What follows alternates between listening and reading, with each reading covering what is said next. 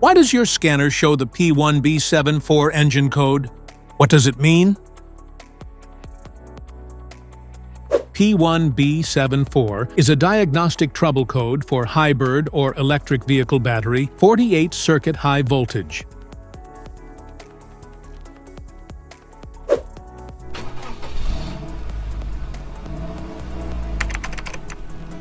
This engine code indicates that the issue with the battery's internal cells, such as voltage imbalance or failure, or a problem within the battery's management system or sensor circuits. Under this circumstance, stop driving and repair your vehicle immediately.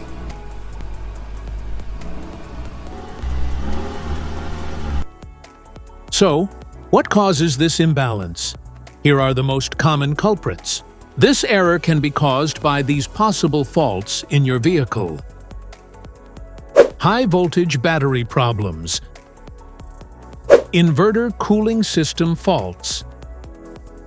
Battery management system BMS issues. Wiring or connector issues. Hybrid battery temperature sensor. Each DTC code corresponds to a specific issue in your vehicle. This error code occurs in any OBD2 equipped vehicles, especially those in manufacture since 1996.